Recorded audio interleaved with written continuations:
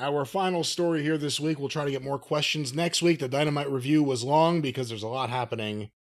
But I have an article here. You make me. You bring out the worst in me. I have an article here, Jim, from the New York Post by Ariel Zilber.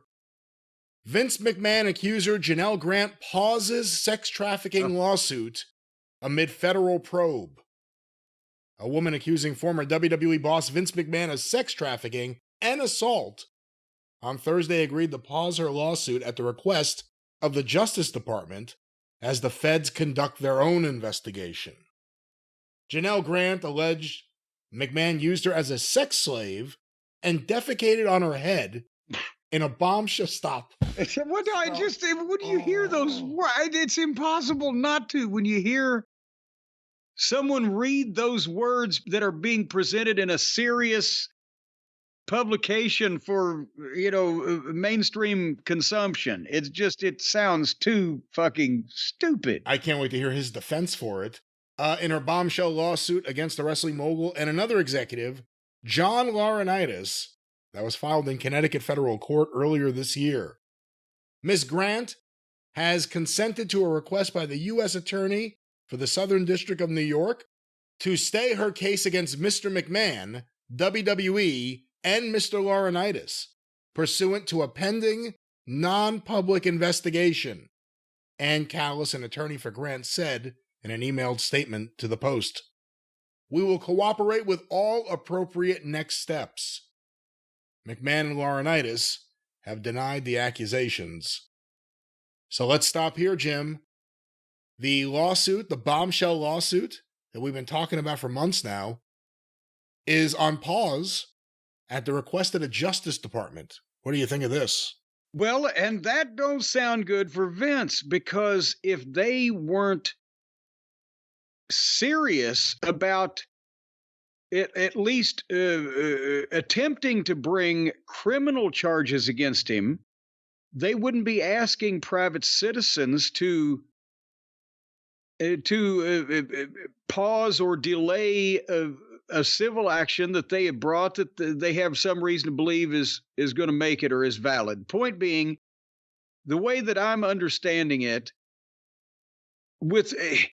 the burden of proof is lower in a civil case than in a criminal case. But at the same time, it's looked down upon if you just refuse to answer shit in a civil case and plead the Fifth Amendment or whatever. Oh, this fucking bullshit. The government doesn't want the civil case to go through discovery before the criminal case does, because they want they want first crack at asking him questions that he might not know that they know to ask. They don't want witnesses that they can, potentially use in something to have publicly, blown their load as far as here's what I know and here's all I know. That type of thing. They have a serious, they're not saying that this woman can't sue him at all, but they're saying don't fuck up our criminal prosecution, right? Don't fuck up our criminal prosecution. Let us try to put him in jail, and then you can try to take his money, is what it boils down to. Well, it's interesting. I guess we don't know right now how they got to this point. I mean, she filed the lawsuit months ago. We heard that they were investigating him before that. The case isn't brand new. Why are they requesting this now? I think they may have, because this is the only thing that Janelle Grant and her attorney care about is how Janelle Grant and her attorney were treated, right? The government has been investigating all of these non-disclosures, all of these deals, all of these with many other people. And one would think that would take a little bit more time.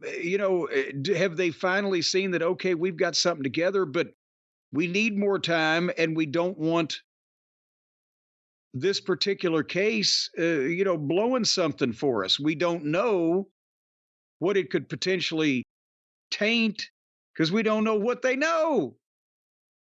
But apparently they know something, that they don't want this thing going any further because it's going to fuck up their deal, their case. And remember, the last thing we had heard from the Vince McMahon side, which was then supported by Laurinaitis and WWE, was the push to get her into arbitration.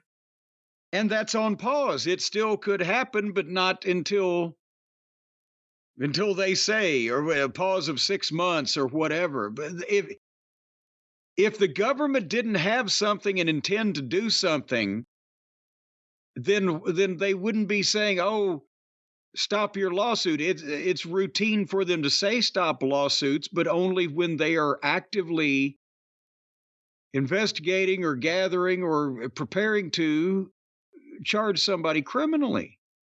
Not, "Oh, we don't see a thing, but you better hold on to that lawsuit till we finish, just in case." Well, this is going to be interesting. And there's a lot of interesting things happening right now with the Puff Daddy case, which seemed to be a little reminiscent of some of the Now, things with the Vince McMahon case. did Puffy ever catch up with Daddy Diddy? No, it's one guy. Which one was the itty bitty Diddy that grabbed the titty? Well, I know a girl that was one time president of the itty bitty titty committee. Did you see the video of Diddy? Of her itty bitty titties? I was the one that shot Will you be serious for a moment? Look, I'm sorry. Of Diddy with his girlfriend or his ex-girlfriend in the hotel where they found the footage. Oh, Jesus Christ, yes. What the fuck? I thought he had come around the corner and started beating up some maintenance man when I first saw it. I was like, what the fuck? This guy's out of his mind. What was the guy trying to change a filter or something? But it was his girlfriend with all of her shit and bags set around her trying to get on the elevator. How do these people think they're going to get away with this? Maybe for a little while, but not for a long while. But he's also being charged with, I guess they think he's going to be charged. I mean, there's no indictment yet. Sex trafficking is what they think the authorities are looking at. Well, is that the way he fucking beating women up in hotels and fucking dragging them down the hallway himself? How does a goddamn multi-millionaire entrepreneur have time to do that? Personally, for fuck's sake, what the fuck is going on with these people? Well, again, Vince McMahon sold his stock. Here's another thing about Daddy Diddy there. Puffy Wuffy was a bear.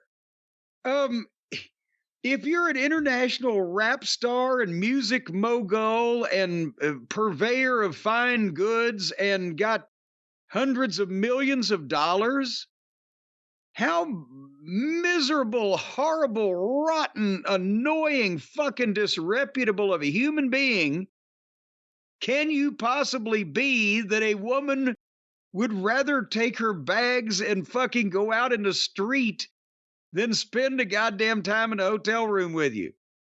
And then how much further rotten and miserable do you have to beat a woman up and drag her back? And you got $500 billion. What a piece of shit. Well, we'll find out how much money he really has maybe as this all gets going, but obviously it wasn't the first time he did it to her. Tiny dick syndrome. I bet his dick looks like sticking a drinking straw in a storm drain. I don't know if Vince McMahon has tiny dick syndrome. I wonder if he's had any kind of modifications done to that. To his dick? Well, think about it now. He's artificially pumped up and inflated his physique. He colored his hair. He added some type of material to that mustache. I can't believe it came out just like Ernie Kovac's. Could it be that maybe that's his other place of pride and joy? Has he had any augmentation work done or anything on old Doc Johnson there? I think that's a question only you're asking. My question is, will they allow him to turn himself in, or are they going to bust him on camera? Oh, Give him the perp walk. I think they're going to give him the opportunity to come on downtown. He'll stop by Pittsburgh and try to drag Jerry McDevitt out of his deathbed probably at that point to get him down there. Poor old retired fella. But only if he tries to exercise the thing that I'm still maintaining, the private island option. He's got $2 billion at a fucking airplane. Catch me if you can. Catch me if you can. I think that'll be the way it is. Well, we shall see. I apologize for any noise in the background. Gardener's next door. Oh, God damn it. Hey, you know what? And by the way, you don't even know this. You're ignorant to this fact, motherfucker. Let's hear this, Dave Clark. The big goddamn windstorm that we had the other day, I've had the house 2 doors over from me on the other side of my next door neighbor. So his house was in the way, and I didn't think to walk around and look. What had to have been 100-year-old maple tree, giant trunk that 3 grown people couldn't reach around, turned over and went in between 2 houses. That's how tall it was, without hitting either one, but it went in. But the root system that turned up over out of the ground was 15 feet tall as it's laying on its side there. It's incredible. The power of Mother Nature. What a bitch. Yeah, you're right. I was ignorant to all that. But Jim, whether you're Vince McMahon or you're Puff Daddy, you're probably screwed right now. You may be screwed. And even great attorneys wouldn't represent you. But if you're a good person, we know the man you can call. Well, what about if a tree falls on your house and it's somebody else's tree and you want to sue the shit out of them to fix your house? Well, in that case, you call this guy. Call Stephen P. News.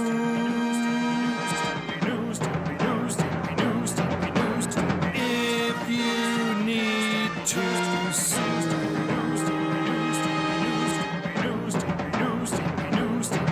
An outlaw mud show or two. Still to the rest. And you know, a big thing with Stephen P. New at newlawoffice.com, 877-50-STEVE. A big thing with Stephen P. New is accountability. As he always says, he will give every man one chance to do the right thing. And then if he don't, he's going to make that miserable son of a bitch sorry he was ever born, sorry that he ever exited his mother's birth canal. And the thing about Stephen, if there's negligence involved, if somebody should have known better, let me tell you, all you people out there in Oklahoma and Iowa that have been having the bad weather down in Texas, even up here in Kentucky, if your next door neighbors have been so negligent that they've left their maple trees and their oak trees and their chestnut trees right out there in the yard when they know a big storm is coming and that has fallen on your house and crushed you in some kind of fashion, whether it be you or your loved ones that was fallen upon, it's all your neighbor's fault.